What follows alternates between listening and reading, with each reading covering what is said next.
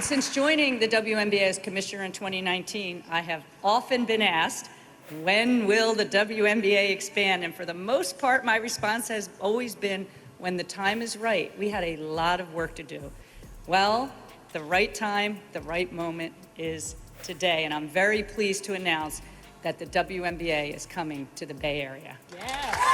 The Fever just made the playoffs for the first time since 2016. You know what's crazier? They might lose half their team in the expansion draft, but there's a secret strategy that could save their season. Let me show you. Caitlin Clark came in and turned everything upside down. She broke records left and right, making the Fever look like a whole new team. It was insane to watch. They went from bottom of the league to playoff contenders in one season. That's huge. Here's the problem. All that success might disappear faster than you can say expansion draft. The WNBA is adding a new team, and they're gonna snatch players from other teams. Announced Thursday morning that the Golden State Warriors have been awarded a WNBA expansion team. The Fever could lose some of their best players just like that. And don't even get me started on free agency. Here's the thing though, I've got a plan that could keep the Fever hot. It's not gonna be easy and they'll have to make some tough choices, but if they play it smart, they might just keep their momentum going. Wanna know how? Let's break it down. Alright, let's break it down. But here's the kicker. What if I told you the Fever might lose their second best player without getting anything in return? The expansion draft is coming, and it's about to shake things up big time.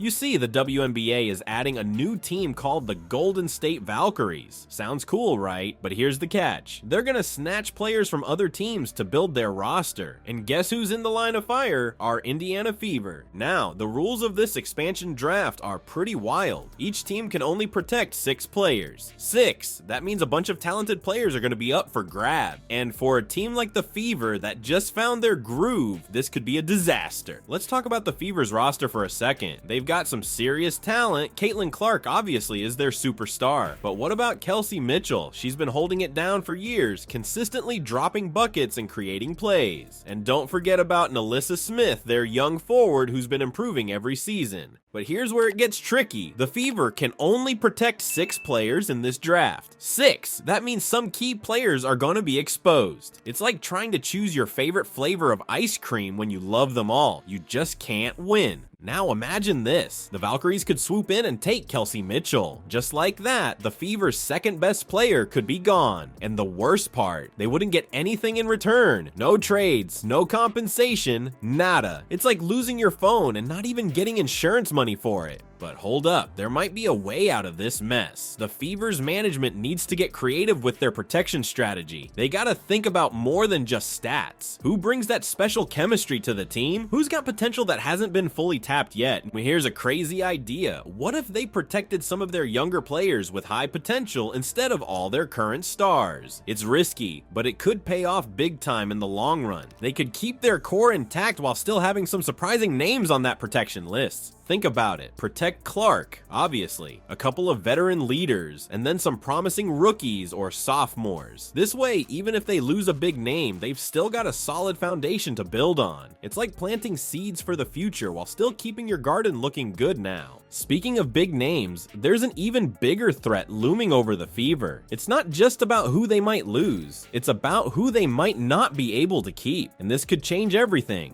Remember Kelsey Mitchell? She's been the Fever's scoring machine for years, and now she's hitting free agency. That's like your star player deciding whether to stay on your team or take their talents elsewhere. And here's the kicker. The Fever's wallet is looking pretty thin. Let's talk money for a second. The Fever's salary cap for next season is only about $146 million.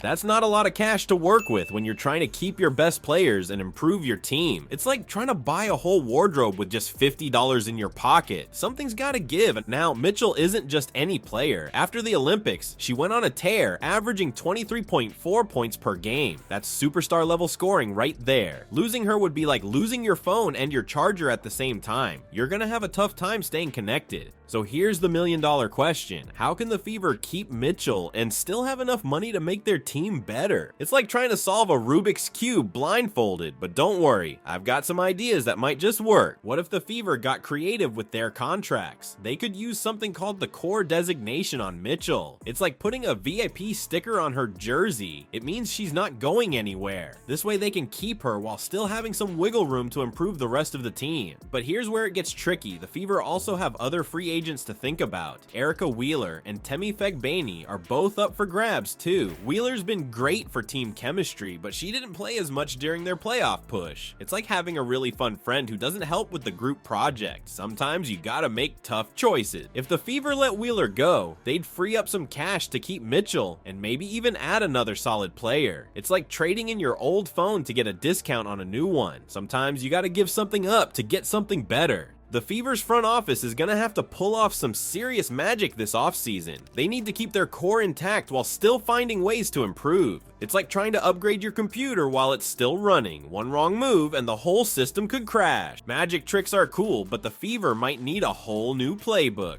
Here's a wild thought. What if Caitlin Clark's incredible scoring ability is actually holding the team back? It sounds crazy, but stick with me. There's a method to this madness. Let's talk about Clark's impact on the Fever. She's been lighting up the scoreboard, averaging 19.2 points per game. That's 7th in the league. And get this, she's dishing out 8.4 assists per game, which is #1 in the WNBA. Clark's not just a scorer, she's a playmaker too. But here's the thing, basketball isn't just about putting the ball in the hoop. The Fever's defense has been struggling big time. They're turning the ball over like it's going out of style with a turnover rate of 18.8%. That's not gonna cut it if they want to be real contenders. So how do you build a team around a player like Clark? You need shooters who can knock down those open looks she creates. And you definitely need some defensive stoppers to make up for what Clark might lack on that end. It's like putting together a puzzle where all the pieces have to fit just right. Now, let's talk about that #8 draft pick the Fever have. This is their chance to address some of those defensive issues. They could go for someone like Janiyah Barker, a post player who could help protect the rim, or maybe they'll look at Sonia Citron, a versatile guard who can shoot and play D. Either way, they need someone who can complement Clark's game. Clark herself is pumped about playing with some of the Fever's existing talent. She said, "I'm just feeding Aaliyah the ball every single day. She's going to make my life easy." That's Clark talking about Aaliyah Boston, the Fever's star center. If they can get that pick and roll game going, watch out. But here's the real challenge, finding players who not only work well with Clark, but also improve the team's defense. It's like trying to bake a cake that's both super sweet and super healthy. Not easy, but not impossible. The Fever's success with Clark has raised expectations through the roof. Fans are dreaming of championships now, but to get there, they need to make some smart moves. They need players who can shoot when Clark passes to them, who can defend when she's focused on offense, and who can keep up with her fast-paced style. Alright, let's wrap this up. The Fever's got some big decisions to make. They need to be smart with their protection list for the expansion draft, keep Mitchell if they can, and make some clever moves to improve the team. But here's the thing, it's not just about next season. The Fever's thinking long term. They've got Caitlin Clark, who's not just a star player, but a fan magnet too. Their attendance jumped from 4,000 to nearly 17,000. That's crazy. The Fever's management is pumped about the future. Lynn Dunn, their GM, said Clark's a perfect fit for us. But they can't rest on their laurels. They need to build a team that can compete for years to come. So what do you think is the most important move for the Fever right now? Is it keeping their current stars or bringing in new talent to fill the gap?